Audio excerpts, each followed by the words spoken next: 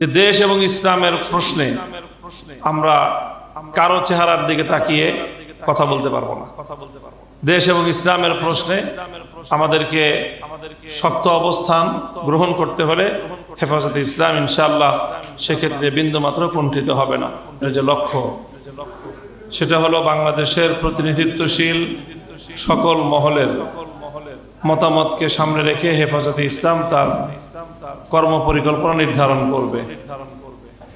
আমরা মনে করি যে বাংলাদেশের ধর্মীয় যে কোনো ইস্যু এবং বাংলাদেশের রাষ্ট্রের স্বাধীনতার ইস্যু, এই দুটো ইস্যুই হেফাজতে ইসলামকে গভীরভাবে পর্যবেক্ষণ করতে হয় এবং জাতির আস্থার একটি জায়গা হিসাবে হেফাজতে ইসলামকে তার কর্মপরিকল্পনা নির্ধারণ করতে হয়।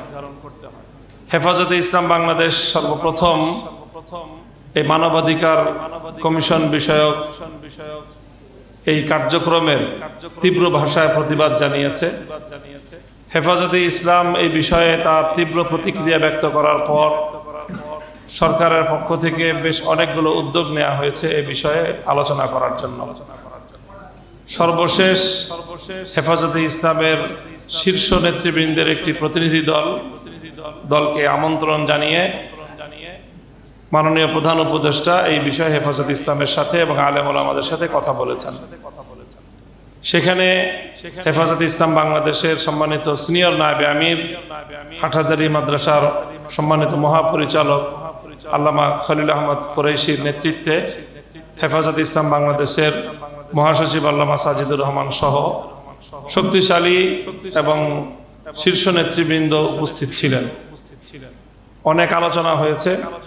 সেখানে আমরা দ্ব্যর্থহীনভাবে এই কথা সরকারকে জানিয়ে দিয়েছি যে সরকারের এই কর্মকাণ্ডের দায় কোনোভাবেই দেশের আলেম সমাজ এবং হেফাজতে ইসলাম নেবে না, বরং হেফাজতে ইসলাম এদেশের মানুষের গণমানুষের যে সংখ্যা, সেই সংখ্যার প্রতিনিধিত্ব করে হেফাজতে ইসলাম মাঠে ময়দানে তার ভূমিকা অব্যাহত রাখবে।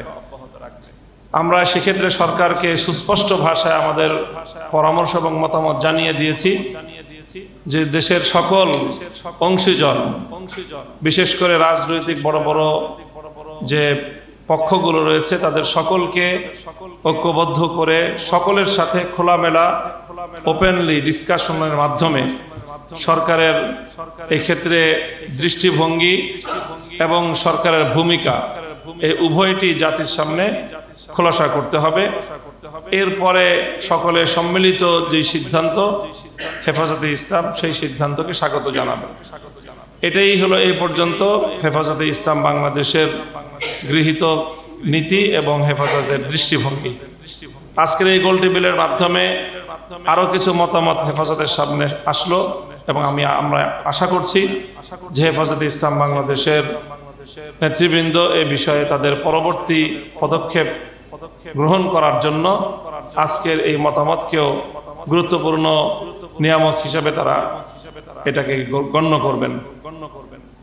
আমাদের সর্বশেষ কথা হলো যে দেশ এবং ইসলামের প্রশ্নে আমরা কারো চেহারার দিকে তাকিয়ে কথা বলতে পারবো না। দেশ এবং ইসলামের প্রশ্নে আমাদেরকে শক্ত অবস্থান গ্রহণ করতে হলে হেফাজতে ইসলাম ইনশাআল্লাহ সেক্ষেত্রে বিন্দুমাত্র কুণ্ঠিত হবে না। এক্ষেত্রে আমাদের বিগত 16 বছরের যে রেজিম এবং সেই আওয়ামী ফেসিবাদের জন্মদাতা, লালনকারী, আশ্রয়দাতা বাংলাদেশের পার্শ্ববর্তী বাংলাদেশ বিরোধী যে রাষ্ট্র এবং তাদের যে ষড়যন্ত্র, সেই ষড়যন্ত্রটাকেও গুরুত্বের সাথে বিবেচনায় রাখতে হবে, যেটা ইতিমধ্যে আমাদের আলোচনায় এসেছে।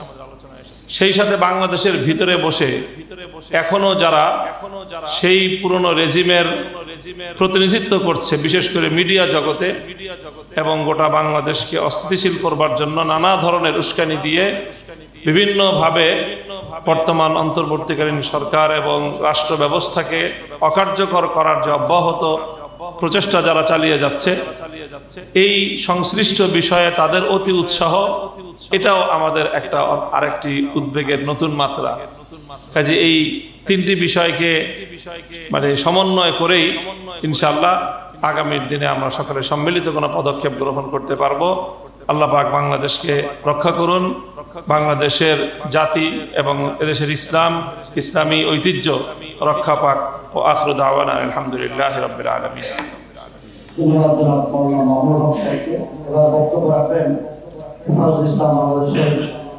অন্যতম উপদেষ্টা জমিয়তে উলামা ইসলাম